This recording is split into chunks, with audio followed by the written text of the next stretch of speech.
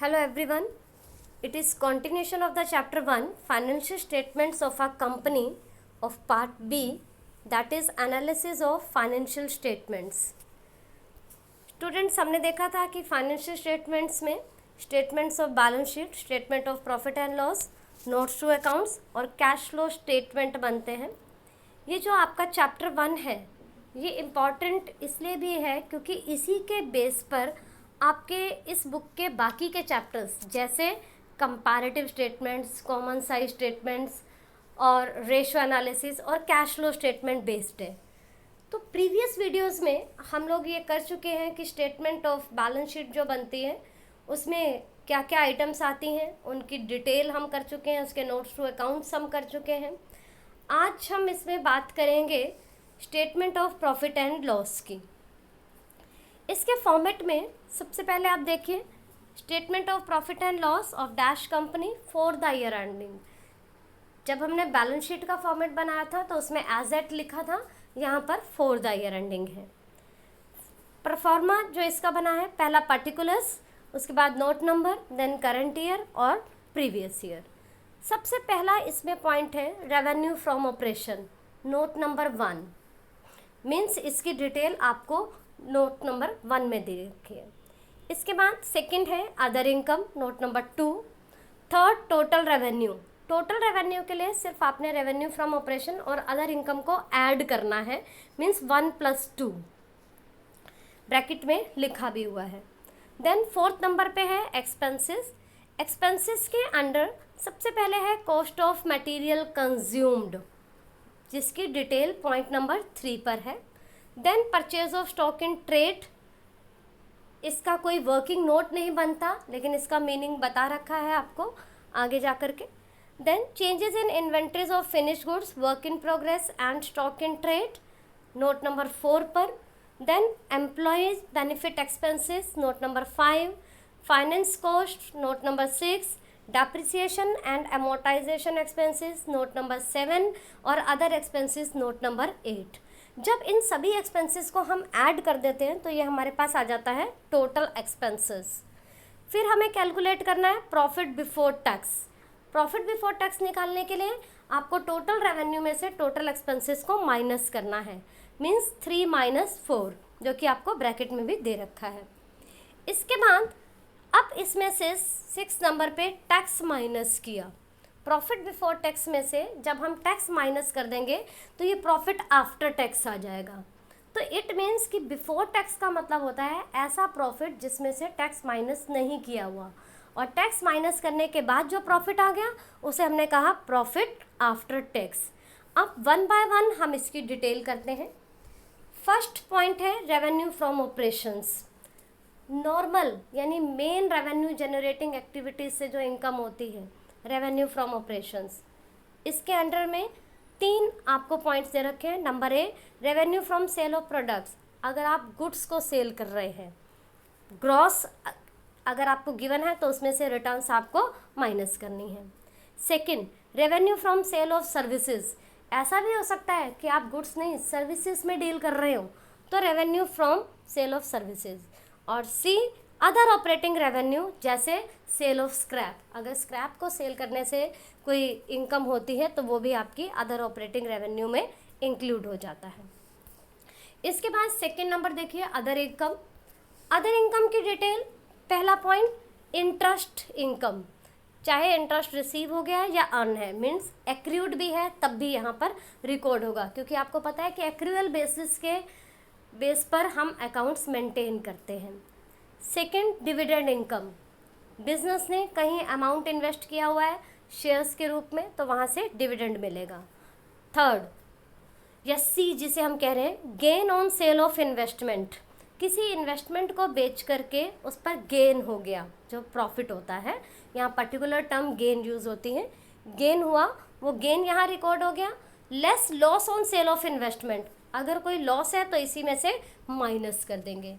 और ब्रैकेट में लिखा हुआ है if it is a net loss the same will be classified under other expenses. अगर मान लो कि आप गेन में से लॉस माइनस कर रहे हो और लॉस ज़्यादा आ जाता है, नेट लॉस बन जाता है, तो उसे हम अदर एक्सपेंसेस में ट्रीट करेंगे. Then rent received. बिजनेस ने अपनी कोई प्रॉपर्टी रेंट पर दे दी, जबकि बिजनेस का ये मेन जो है रेवेन्यू जनरेटिंग एक्टिविटी नहीं है, तो उस केस में ये अदर इनकम में आ जाएगा। इसी तरीके से profit on sale of fixed asset, किसी फिक्स्ड एसेट को बेचने से प्रॉफिट हुआ तो वो प्रॉफिट भी यहाँ पर आ गया। सेल ऑफ न्यूज़पेपर वगैरह, पुराने न्यूज़पेपर्स जैसे बेच दिए तो उसकी जो इनकम हो गई। Refund of income tax, income tax वापस आ गया तो वो भी आपका अदर इनकम में आया। इसके बाद एक्सेस प्रोविज़न रिटर्न बैक, कोई एक्स्ट्रा प्रोविज़न आपने बना दिया था, उस प्रोविज़न को अब हमें वापस ट्रांसफ़र करना है, तो वो भी अदर इनकम। और इसी तरीके से बैड डेट्स रिकवर्ड, आपको पता है बेटा, जैसे पैसा जब डूब जाता है तो वो बैड डेट्स अकाउंट में ट्रांसफ़र हो जाता है, लेकिन अगर पिछला अमाउंट मिल गया तो उसे हम बैड डेट्स रिकवर्ड कहते हैं। तो ये भी इनकम है, इसलिए इसे भी अदर इनकम में इंक्लूड करना है। इसके बाद थर्ड पॉइंट आपका यहाँ पर जो एक्सपेंसेस में लिखा हुआ है, कॉस्ट ऑफ मटेरियल कंज्यूम्ड, जो कि नोट नंबर 3 पर है। देखिए, कॉस्ट ऑफ मटेरियल कंज्यूम्ड, जब भी आपका मैन्युफैक्चरिंग अगर बिजनेस है और आप मटेरियल परचेज कर रहे हैं, तो उस मटेरियल की परचेजिंग की कॉस्ट आपने कैसे निकालनी है। Opening inventory of materials plus purchase of materials minus closing inventory of material. Suppose किया कि आपका गारमेंट्स बनाने का बिज़नेस है, कपड़े बनाने का बिज़नेस है, और आपने जो है वो कॉटन परचेज़ किया है, तो वो कॉटन यहाँ पर मटेरियल हो गया। तो जितना ओपनिंग पड़ा हुआ है वो ओपनिंग इन्वेंट्री प्लस जितना और कॉटन परचेज़ किया माइनस जो क्लोजिंग इन्वेंट्री है। इसके बाद बेटा देखिए, इसमें नेक्स्ट पॉइंट था आपका purchase of stock in trade.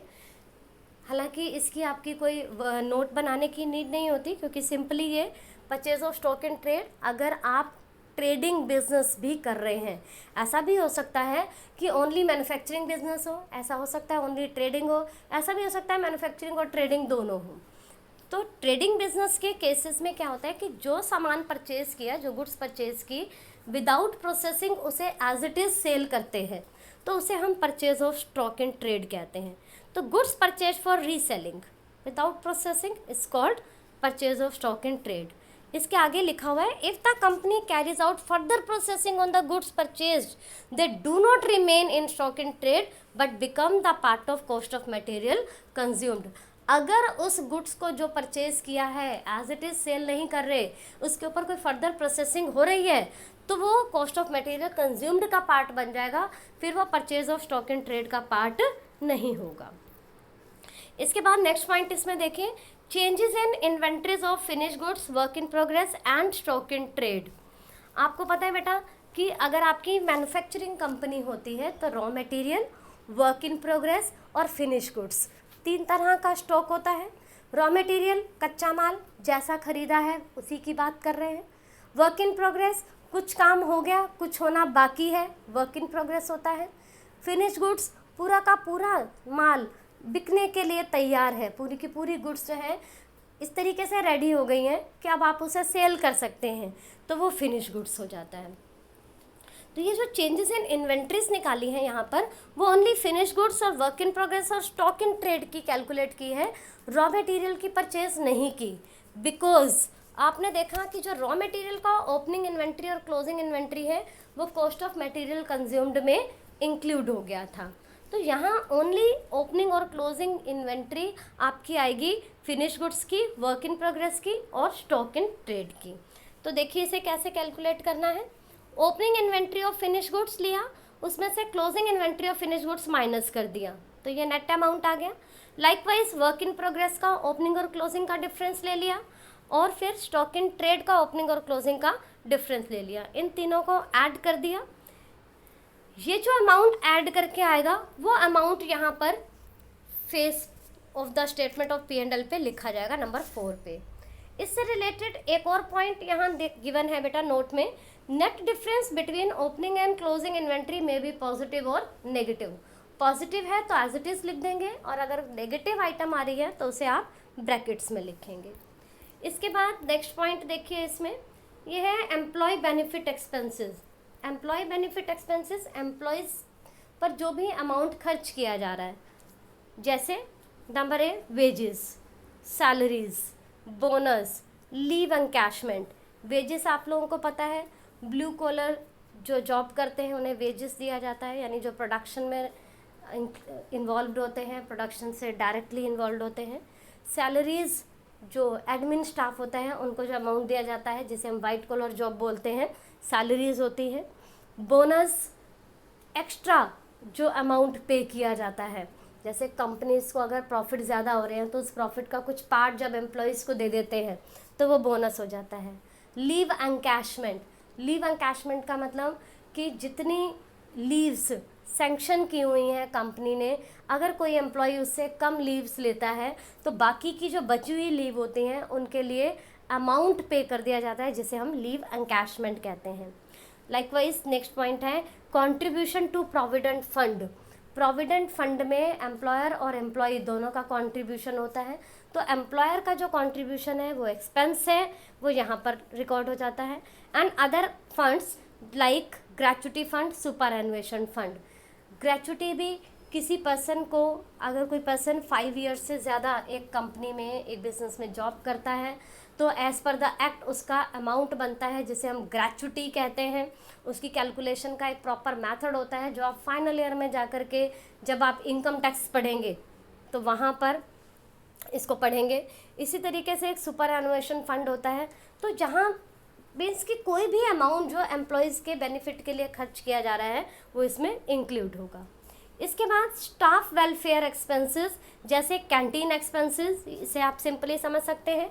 Medical expenses हैं, employees expenses on employee stock option scheme या एम्प्लॉय स्टॉक परचेज प्लान। ये जो प्लान्स हैं ये इस तरीके के हैं कि ये एम्प्लॉयज़ को मोटिवेट करते हैं या उन्हें एक ऑप्शन देते हैं कि वो एक पर्टिकुलर प्राइस पर, एक स्पेसिफिक रेट पर जो शेयर्स हैं कंपनीज के वो परचेज कर सकते हैं। तो ये सारे के सारे आपके एम्प्लॉय बेनिफिट एक्सपेंसेस हो जाते हैं। इसके बाद बेटा हम बात करते हैं next point, finance cost. Finance से रिलेटेड जो कॉस्ट है वो फाइनेंस कॉस्ट, इसको भी 2 पार्ट में डिवाइड कर दिया गया है, एक इंटरेस्ट एक्सपेंसेस और दूसरा अदर बोरोइंग कॉस्ट।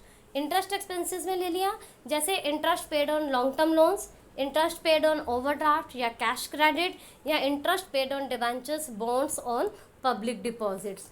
ये डिबेंचर्स, बॉन्ड्स, पब्लिक डिपॉजिट, इन सब के डिटेल हम प्रीवियस वीडियोस में कर चुके हैं।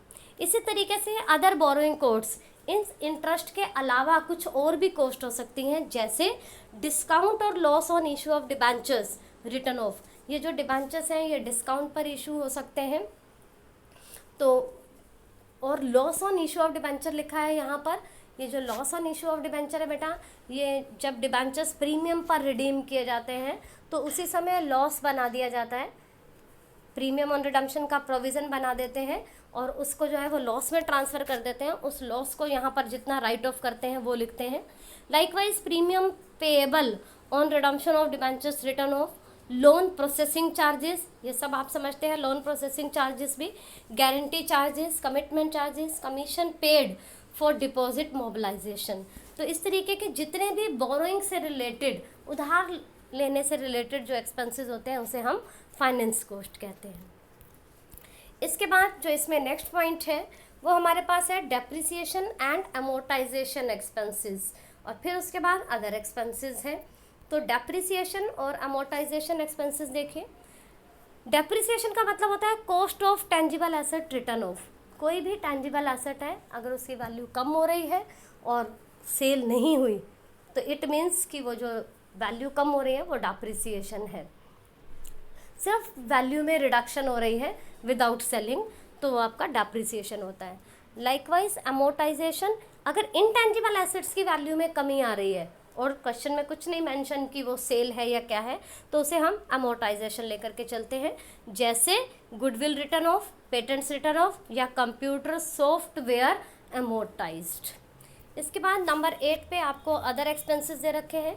जिन एक्सपेंसेस को ऊपर के हेड्स में कहीं जगह नहीं मिलती वो अदर एक्सपेंसेस में आ जाते हैं, जैसे कैरिज इनवर्ड और आउटवर्ड। यहाँ 11th की तरह ट्रीट नहीं हो रहा कि ट्रेडिंग में लिख दिया कैरिज इनवर्ड और P&L में जो है कैरिज आउटवर्ड जाएगा। यहाँ क्योंकि ट्रेडिंग का कोई फॉर्मेट नहीं है तो सभी के सभी एक्सपेंसेस यहाँ पर अदर में आ जाएंगे जो ऊपर के हेड्स में नहीं आए। इसी तरीके से freight, manufacturing expenses, direct indirect दोनों तरीके के एक्सपेंसेस हैं बेटा यहाँ पर।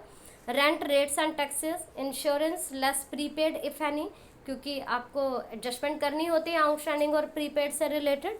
इसी तरीके से discount allowed, commission allowed, bad debts return of and provision for doubtful debts, repairs to machinery, building and other fixed assets, trade expenses, administration, office and telephone expenses, bank charges, loss on sale of fixed asset, directors fees, audit fees, conveyance expenses, traveling expenses, career expenses, telephone and internet expenses, entertainment expenses, share issue expenses, written off, underwriting commission on issue of shares, written off। तो ये सब कुछ ऐसे points हैं जो कि आपके other expenses में आते हैं। मीन्स कि ऐसा कोई भी एक्सपेंस जो आप देखोगे कि इन सभी हेड्स में नहीं आ रहा, ये जो cost of material consumed, purchase of stock in trade, changes in inventories, employee benefit expenses, finance cost, depreciation और अमोर्टाइजेशन एक्सपेंसेस हैं, तो उसके अलावा कोई भी अगर एक्सपेंस है तो वो अदर एक्सपेंस हो गया। फिर यही है बेटा कि इन्हें टोटल करके जो आएगा वो टोटल एक्सपेंस है। टोटल रेवेन्यू में से टोटल एक्सपेंस माइनस किया, प्रॉफिट बिफोर टैक्स आया। प्रॉफिट बिफोर टैक्स के ऊपर ही बेस करके टैक्स कैलकुलेट करना होता है। जैसे मान लो कि प्रॉफिट बिफोर टैक्स आया 1 लाख रुपीज़ और 40% अगर टैक्स है तो 1 लाख का 40% 40,000 टैक्स हो गया, बाकी का जो प्रॉफिट बचा वो प्रॉफिट आफ्टर टैक्स है। आई होप सो कि ये पॉइंट्स आपको सब क्लियर हो गए होंगे बेटा। इस तीनों वीडियोस को देख करके, ये वाला और इससे पहले वाले दोनों जो इसी चैप्टर से रिलेटेड हैं, आप इस पूरे के पूरे चैप्टर और इसकी सारी डिटेल को अच्छे तरीके से लर्न कर लें, क्योंकि इसी के बेस पर आपके इस पार्ट के बाकी के जो चैप्टर्स हैं वो हैं जैसे comparative statements, common size statements, ratio analysis और cash flow statement. Thank you and have a nice day.